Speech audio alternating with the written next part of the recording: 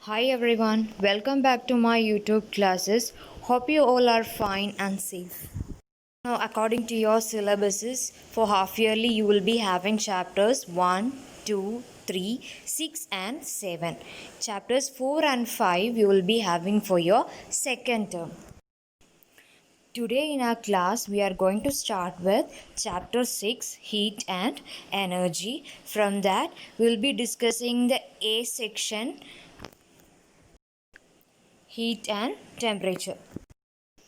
Now, when you talk about this chapter is going to be very easy for you. Nothing new in this chapter. Whatever you have learned related to heat and temperature till your 8th class, you are summarizing it over here in 9th class in this chapter. Now, let us begin with heat. Heat, it is the flow of energy due to temperature differences. And you have already learned it always flows from a hot body to a cold body. Now combining these 2 points, you can define heat. It is the flow of energy from an object at a higher temperature to a object at a lower temperature when you are keeping them in contact. Now let us see what are the units for measuring heat. Now we have already told that heat is a form of energy, and you already know that energy unit is going to be joule.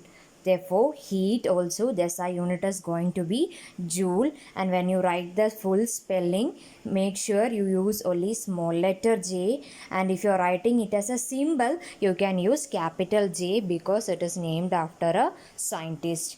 Now other unit includes calorie also, or kilocalorie. Other units are also there. Now this is an important relation you are having between calorie and joule. 1 calorie is equal to 4.18 joule. This is very important in examination point of view. Now let us see what is temperature.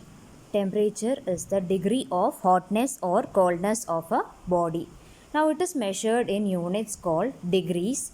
Now units, you are having 3 units: degree Celsius, degree Fahrenheit, and Kelvin. Now one thing you have to remember, out of the 3 units, Kelvin is the SI unit. Now one more thing you have to keep in mind is that when you write the 3 units, when you write the symbol degree Celsius, you will write it as degree Celsius, and Fahrenheit also you will write it as degree Fahrenheit. But when you write Kelvin, you will not write degree Kelvin, you will simply write Kelvin. Now you are having 3 different scales of temperature, namely Celsius scale, Fahrenheit scale, and Kelvin scale. Now let us see one by one in detail.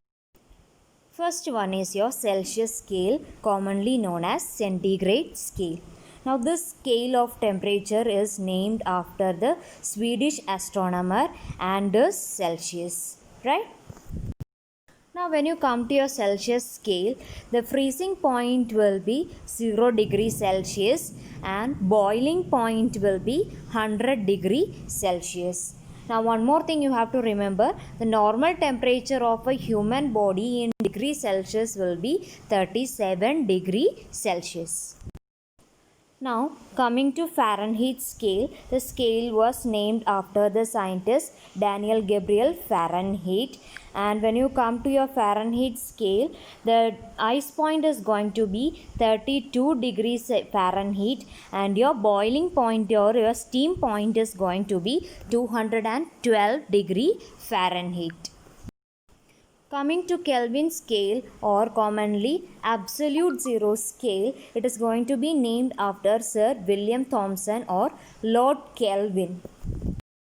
Now this absolute scale is used when gases are involved. On the Kelvin scale, freezing point will be 273 Kelvin and the steam point or boiling point will be at 373 Kelvin. And that is why when you correspond it to the centigrade or your Celsius scale, the 0 Kelvin corresponds to minus 273 degree Celsius and is referred as absolute zero.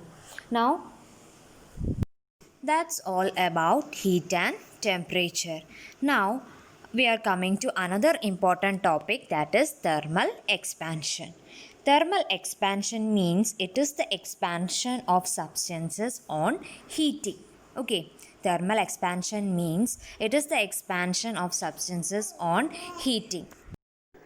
Now, when you come to the three states of matter, you have solid, liquids, and gases. Out of three states of matter, gases are the one which expands more on heating. After that, liquids, and the least will be the solids. Clear? Now you have already learned the examples why the bridges are built with short segments or breaks in between them, or why telephone wires sag in summer. So many examples you have already learned.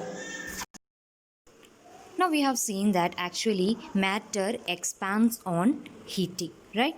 Now water actually contradicts this idea. Why? Because it is seen that when it is heated from 0 degrees Celsius to 4 degrees Celsius, water contracts other than expanding.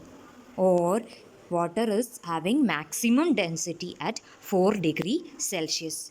Or in other words, you can say that water expands on cooling from 4 degrees Celsius to 0 degree Celsius, or when it is heated from 0 to 4 degrees Celsius, it contracts. Clear? This property or this contradictory version of water, you call it as anomalous expansion of water. Now how we are going to define anomalous expansion of water?